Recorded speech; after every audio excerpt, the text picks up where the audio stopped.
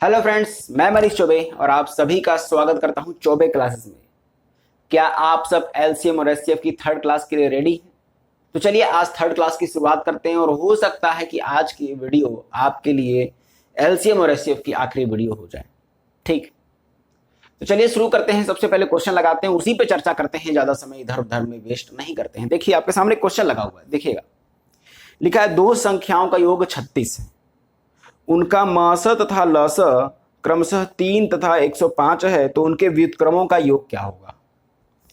मान लेते हैं, देखिए कि संख्याएं ए और बी रही होंगी। मान लेते हैं, मानने में क्या जाता है, ए और बी रही होंगी। साथ ही साथ ये आपको दे रखा है कि इन दोनों का योग, यानी दोनों संख्याओं का योग कितना दे रखा है आपका, 36 दे रखा है, 36 दे रखा है।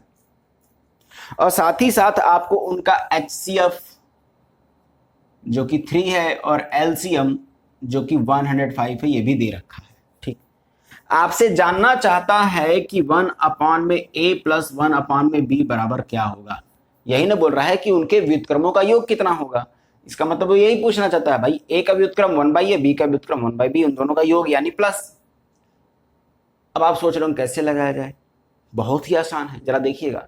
हम लोग को एक फॉर्मूला पता है कि पहली संख्या गुणे दूसरी संख्या बराबर एचसीएफ गुणे एलसीएम।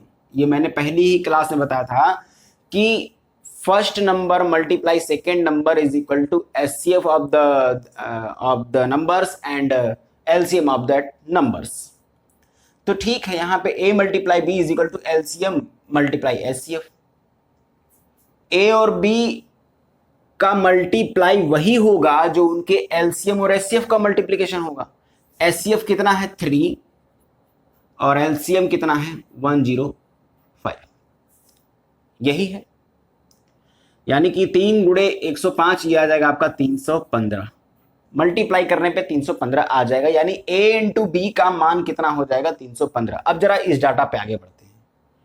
इसको अगर मैं सॉल्व करूंगा तो एल नीचे आपका क्या आ जाएगा, ए बी आ जाएगा। अब ए से ए कट जाएगा, बी बचेगा, यहां बी से बी कट जाएगा, ए बचेगा। मालूम चल गया आपको। अब b प्लस ए को क्या a प्लस बी आप नहीं बोल सकते हैं, commutative property of addition. b plus A को a प्लस बी भी बोल सकते हैं, तो b प्लस ए का वही वैल्यू होगा जो a प्लस बी का होगा। और a प्लस बी यहां है कितना, 36 है। देखिए क्वेश्चन एकदम आसान हो गया, 36। और ए बी कितना है, ए बी यानी कि a इंटू बी कितना दे रखा है आपको, 315। बस डाटा रखना ही है आपको केवल, बस। अगर आप इसे काटेंगे 9 से तो 9 4 जा टाइम में ये कट जाएगा, और 9 3 जा 27 और 9 4 जा 45, 9 5 जा 45, यानी इसका आंसर हो जाएगा आपका 4/35। इस क्वेश्चन का आंसर होने वाला है 4/35। उनके व्युत्क्रमों का योग कितना आने वाला है, 4/35। देखा, बहुत ही आसान क्वेश्चन था, कुछ ज्यादा था नहीं। आप कंफ्यूज हो गए होंगे कि सर ये लगेगा कैसे, जबकि अगर आप इसको सॉल्व करते हैं, देखिए बड़ा आसान है। ये फॉर्मूला देखिए काम कर गया आपका बीच में। ठीक है, चलिए अगले क्वेश्चन चलते हैं।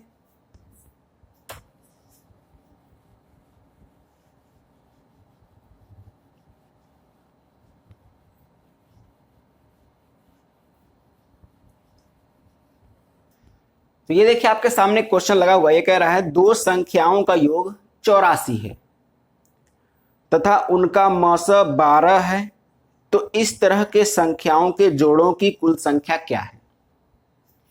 आपसे बोल दिया है कि दो संख्याएं हैं, यानी a प्लस बी, जिनका योग दे रखा है आपको 84 दे रखा है। और जो उनका एचसीएफ है वो दे रखा है आपको 12। एचसीएफ 12 होने का मतलब यह है कि ये a जो है वो भी 12 का मल्टीपल होगा, b जो है वो भी 12 मल्टीपल होगा। यानी कि ये जो a है वो हो जाएगा 12 इंटू ए, और ये जो b है वो हो जाएगा 12 इंटू में b।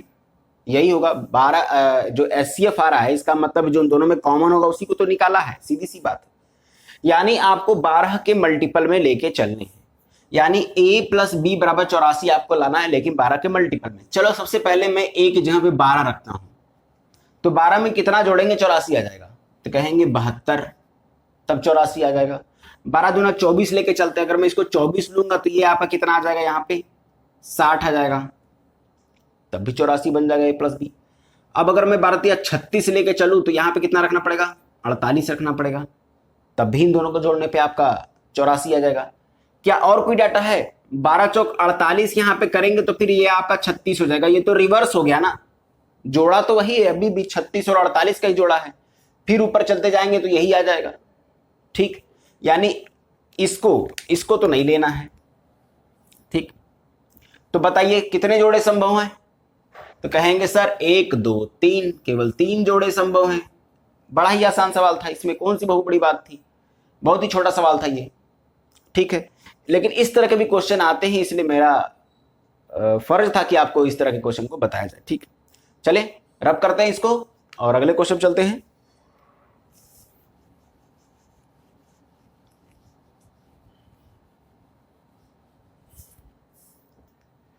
तो ये देखिए आपके सामने अगला क्वेश्चन लगा हुआ, ये कह रहा है दो संख्याओं का लसा उनके मासा का 44 गुना है। जो एलसीएम है वो एचसीएफ का 44 गुना है। उनके लसा तथा मासा का योग 1125 है, 1125 है या 1125 है। यदि एक संख्या 25 है तो दूसरी संख्या ज्ञात करें। यदि एक संख्या 25 है तो दूसरी संख्या ज्ञात करें। तो देखिए एलसीएम और एचसीएफ का अगर मैं रेशियो निकालूं तो एचसीएफ अगर 1 है तो एलसीएम कितना है, 44 से बोला है ना कि जो एलसीएम है वो एचसीएफ का 44 गुना है। तो यदि मैंने एचसीएफ 1 ले लिया तो उसका 44 गुना एलसीएम हो जाएगा। मान लेते हैं कि एचसीएफ 1 होगा और एलसीएम 44 होगा, मान लेते हैं। तो दोनों का योग कितना आएगा, 45। आपके हिसाब से 45 आ गया। क्या एक्चुअल में योग 45 आया है? नहीं, वो तो आया है 1125 के बराबर आया हुआ है, यही आया हुआ है। यानी आपका एक उसके 1125 को 45 से भाग कर लीजिए, जो कि आ जाएगा आपका 25, यानी आपका एक उसके 25 के बराबर है। तो एचसीएफ कितना है, 25 से मल्टीप्लाई कर दीजिए तो हो जाएगा ये 25, और एलसीएम कितना हो जाएगा, तो इसमें भी आप 25 का मल्टीप्लाई कर दीजिए। 25 का मल्टीप्लाई कर देंगे कितना आ जाएगा ये आपका 1100। आपसे क्या पूछा था, दूसरी संख्या क्या है, तो यहां पे आपका हो जाएगा 1100। 1100 इस क्वेश्चन का आंसर हो जाएगा। दूसरी मैंने निकाल दिया ना 1100, और यही हो जाएगा इस क्वेश्चन का आंसर। कुछ नहीं करना था, दे रखा था कि जो एलसीएम है वो एचसीएफ का 44 गुना है, तो मैंने एचसीएफ 1 मान लिया है, एलसीएम 44 मान लिया है। इन्हीं दोनों का सम दे रखा था 1125 के बराबर, तो मैंने 1 का मान निकाल लिया जो कि उसके 25 के बराबर आता है। यानी मेरा 1 उसके 25 के बराबर है। यानी अब मेरी जो भी वैल्यू होगी उसका 25 गुना करेंगे तब जाके मैं उसकी वैल्यू पे पहुंचूंगा। उसी तरह एचसीएफ मैंने 1 माना था, उसमें 25 से गुणा कर देंगे 25 आ गया। मैंने एलसीएम 44 लिया था, 44 से 25 से गुणा कर देंगे 1100 आ जाएगा, और यही हो जाएगा इस क्वेश्चन का आंसर। ठीक है, चलिए आगे बढ़ते हैं, अगले क्वेश्चन चलते हैं।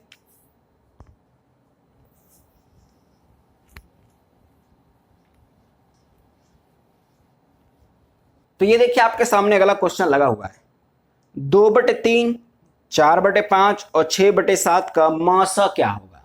लिख लेते हैं एक बार बोर्ड पे, 2/3, 4/5 और 6/7। 6/7 का एचसीएफ क्या होगा। ठीक है, यही बोल रहा है। जब भी ऐसा क्वेश्चन आपको मिलेगा फ्रैक्शन वाला, फ्रैक्शन में आपसे एचसीएफ पूछेगा तो क्या करेंगे, तो याद रखिए ऊपर वाली जो वैल्यू है उसका एचसीएफ लेंगे। मैं लिख देता हूं एचसीएफ किसका लेंगे, 2 का, 4 का और 6 का, और साथ ही साथ नीचे वाले का एलसीएम ले लेंगे, यानी कि 3 का, 5 का और 7 का एलसीएम आ जाएगा। ठीक, अब एचसीएफ और एलसीएम तो आपको लेने आता ही होगा। एचसीएफ वे संख्या होती है जिनका हम एचसीएफ ले रहे हैं वो उनको पूरी तरह काट दे, यानी 2, 4, 6 कौन सी ऐसी संख्या है जिससे तीनों कट जाएंगे, तो कहेंगे 2 से 2 ऐसा नंबर होगा जिसे तीनों कटेंगे। 4 तो नहीं ले सकते, 4 से 2 नहीं कटेगा। 6 नहीं ले सकते, 6 से 4 और 2 दोनों नहीं कटेंगे। 2 से छोटा लेने की जरूरत नहीं है क्योंकि अधिक से अधिक लेना है आपको।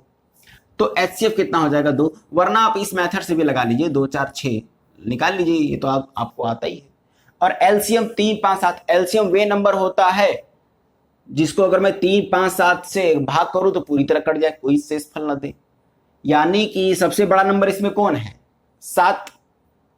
अब 7 का मल्टीपल ही होगा जो इससे पूरा कटेगा, क्योंकि 7 से भी कटना चाहिए। तो आप अगर 3, 5, 7 का एलसीएम लेंगे तो आ जाएगा आपका 105। क्यों ऐसे कर रहे हैं? क्योंकि तीनों ही अलग अलग नंबर है, कोई भी नंबर इनमें कॉमन नहीं है। ऐसे केस में केवल मल्टीप्लाई कर देते हैं एलसीएम के लिए। 5 7 35 3 105 और यही हो जाएगा इसका एलसीएम। चाहे तो आप निकाल सकते हैं। अब कोई कॉमन नहीं तो 3 काटेंगे, ये खत्म हो जाएगा, 5 और 7 रह गए। फिर 5 लेंगे तो ये गया, अभी 7 रह गया। अब 7 के लिए 7 को लेके आना पड़ेगा, मल्टीप्लाई करेंगे 105 आ जाएगा। ठीक, और 2/105 आया है। क्या अभी भी कोई ऐसा नंबर है जो इन दोनों को काट रहा हो? क्या कोई एक ऐसा नंबर है एक को छोड़ के कि 2 और 105 दोनों को काट रहा हो? नहीं है। इसीलिए इस क्वेश्चन का आंसर क्या हो जाएगा? 2/105। तो मैं आपको समझाना ये चाहता था कि ऐसे क्वेश्चन में जो फ्रैक्शन वाले होंगे उनका अगर आपको एचसीएफ बोल दे तो उस केस में ऊपर वाले नंबरों का आप एचसीएफ ही निकालेंगे और नीचे वाले नंबरों का आप एलसीएम निकाल देंगे। ठीक, चलिए इसी टाइप का एक क्वेश्चन लेते हैं जो एलसीएम जिसमें निकालना होता है।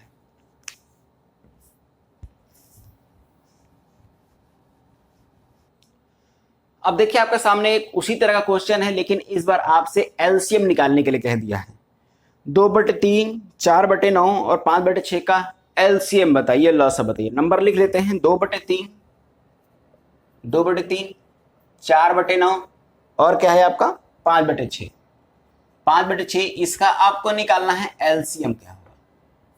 तो जैसे पिछले वाले क्वेश्चन में एचसीएफ निकालना था तो ऊपर वाले नंबर का एचसीएफ और नीचे वाले का एलसीएम। इस वाले क्वेश्चन में आपको एलसीएम निकालना है, तो अब तो समझ ही गए होंगे, ऊपर वाले का एलसीएम और नीचे वाले का एचसीएफ। यानी एलसीएम निकालना है आपको 2, 4, 5 का और एचसीएफ निकालना है आपको 3, 9 और 6 का। यही निकालना है, बस निकाल दीजिए। 2, 4, 5 का एलसीएम कितना हो जाएगा?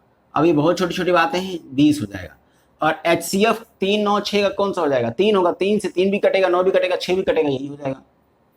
20/3 यानी इसका जो एलसीएम आना है वो हो जाएगा 20/3 और यही हो जाएगा इस क्वेश्चन का आंसर। ठीक, तो आज की क्लास को मैं यहीं पे समाप्त करता हूं। ये जो छोटे छोटे क्वेश्चन थे ये भी एग्जाम में आते हैं, बहुत लोग इसको नहीं कर पाते हैं और ज्यादातर लोग इस तरह के क्वेश्चन को नहीं देख के जाते हैं, बड़े बड़े क्वेश्चन को ही देख के जाते हैं और छोटे क्वेश्चन आकर के उनका जो गेम है वो खराब कर देते हैं।